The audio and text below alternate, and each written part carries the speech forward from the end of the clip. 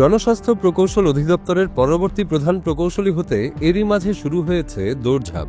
সূত্রমতে হাজার হাজার কোটি টাকার প্রকল্প বাস্তবায়ন করে যে অধিদপ্তর, তার প্রধান চেয়ারের একাধিক ব্যক্তি নানাভাবে চেষ্টা তদবির করছেন। আর তাদের মধ্যে যার নাম সবচেয়ে বেশি উচ্চারিত হচ্ছে, তিনি হলেন দুর্নীতির দায়ে একসময় বরখাস্ত হওয়া তত্ত্বাবধায়ক প্রকৌশলী জামানুর রহমান।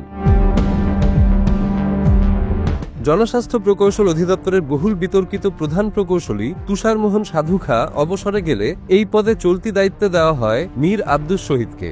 তিনিই এখন প্রধান প্রকৌশলীর চলতি দায়িত্ব পালন করছেন। কিন্তু 11 নভেম্বর তিনিও অবসরে যাবেন। এরপর কে হবেন প্রধান প্রকৌশলী, এই নিয়েই চলছে আলোচনা সমালোচনা।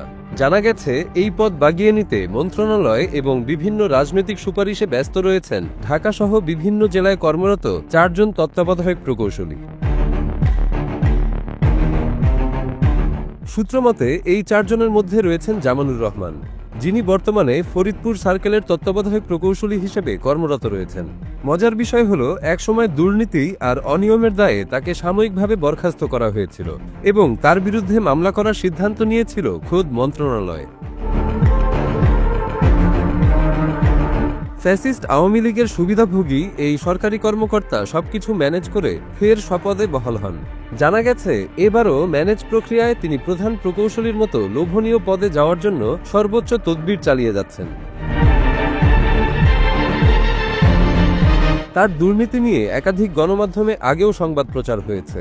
2010-11 অর্থ বছরে পাবনা জেলার সুজানগর পৌরসভায় আর্সেনিক মুক্ত সুপেয় পানি সরবরাহ ও পানি নিষ্কাশনের জন্য pipe water supply environment sanitation প্রকল্পের কাজ শেষ না করেই বাজেটের 5,67,00,000 টাকা তুলে নেওয়ার অভিযোগে তদন্ত কমিটি গঠন করে স্থানীয় সরকার, পল্লী উন্নয়ন ও সমবায় মন্ত্রণালয়।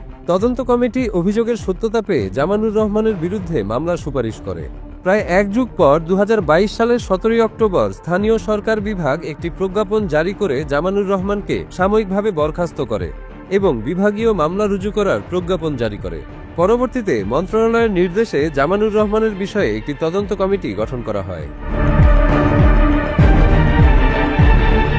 জনস্বাস্থ্য প্রকৌশল অধিদপ্তরের কর্মকর্তা কর্মচারীরা মিলে আওয়ামী সরকারকে খুশি করতে গঠন করে বঙ্গবন্ধু পরিষদ। মন্ত্রণালয়ের নির্দেশে জামানুরের বিরুদ্ধে তদন্ত করতে গঠন করা হয় 3 সদস্যের তদন্ত কমিটি, যেখানে বর্তমানে চলতি দায়িত্বে থাকা প্রধান প্রকৌশলী মীর আব্দুস শহীদ ছাড়াও ছিলেন বঙ্গবন্ধু পরিষদের 2 সদস্য, সাবেক প্রধান প্রকৌশলী তুষার মোহন সাধু খা এবং এহতেশামুল রাসেল খান। সূত্রমতে এই 3 জনকেই ম্যানেজ করে স্বপদে ফিরে আসেন জামানুর রহমান।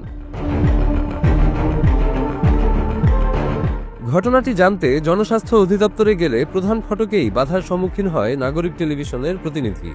পরে অবসরে যাওয়া তুষার মোহন সাধু খা বর্তমান প্রকৌশলীর দায়িত্ব পালন করা মীর আব্দুস শহীদকে একাধিকবার ফোন এবং খুদে বার্তা পাঠানো হলেও কোনো সাড়া পাওয়া যায়নি।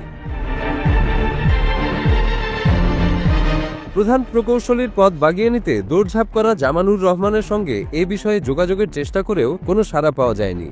নাম প্রকাশ না করার শর্তে জনস্বাস্থ্যের কয়েকজন কর্মকর্তা জানান, তুষার মোহন সাধু খা অবসরে গেলেও মন্ত্রণালয়ের সঙ্গে তার এখনো যোগাযোগ আছে। মীর আব্দুস শহীদও জামানুর রহমানের পক্ষে কাজ করছেন।